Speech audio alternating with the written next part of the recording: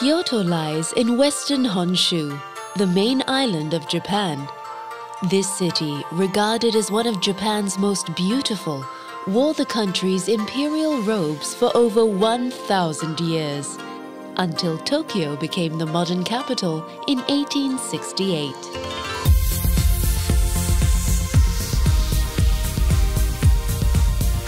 Emerging from ultra-modern Kyoto Station, you may wonder, where are the centuries of culture and tradition the city is famous for? And as you look down upon the gridded streets from Kyoto Tower, you might even be forgiven for thinking you've arrived at the wrong city. Yet, the old Kyoto is all around you. And more often than not, it's right under your nose. From Kyoto Tower, head east and push through the curtains of the downtown's high-rise into the streets of Gion. It is here, in this historic entertainment quarter, that you'll begin to catch glimpses of one of Kyoto's most alluring traditions, the geisha. Refined, artistic and otherworldly, the geisha are the very embodiment of old Kyoto. Venture further east into narrow alleyways like Ishibe Kochi and feel the echoes of the past amid the rows of traditional Kyoto-style houses. It's in areas like these you'll find some of Kyoto's finest ryokan. These traditional inns originated in the Edo period and are the perfect places to lay your head and dream of days gone by. Just a rickshaw ride away are the traffic-free streets of Sanenzaka and Ninenzaka. Explore the traditional tea houses and crafts shops, then retrace the steps of generations of worshippers who made their way to and from the nearby hilltop temples.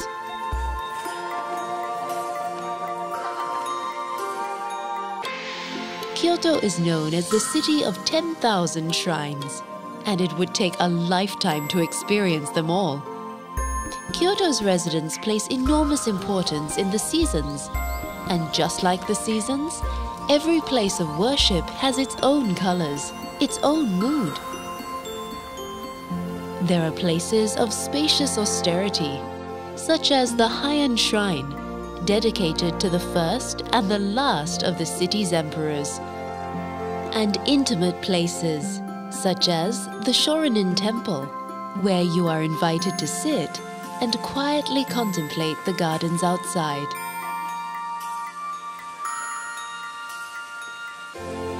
Visit temples dominated by stone, such as the Kiyomizo-dera, one of the most revered in Japan, and others crafted from ancient timbers, such as Tofukuji, loved for its covered bridges which span valleys filled with maple and spruce.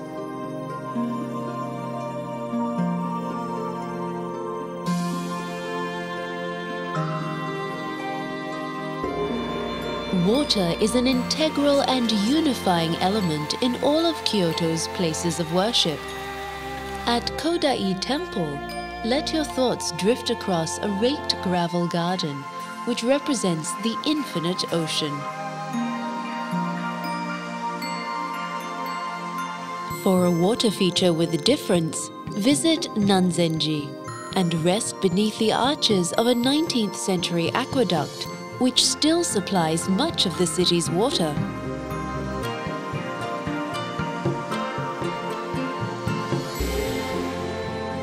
But of all of Kyoto's temples, nothing quite compares to Fushimi Inari Taisha.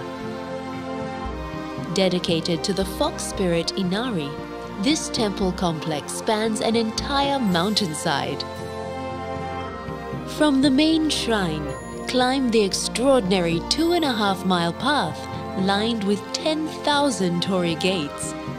Along the way, there are thousands of smaller shrines where you can pay your respects or simply catch your breath before arriving at the summit 2 hours later.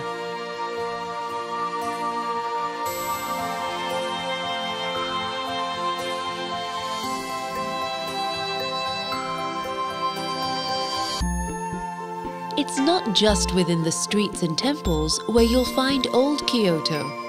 You'll find it in the palace grounds of Nijo Castle and in the fleeting cherry blossom season, which reminds us of the preciousness of time.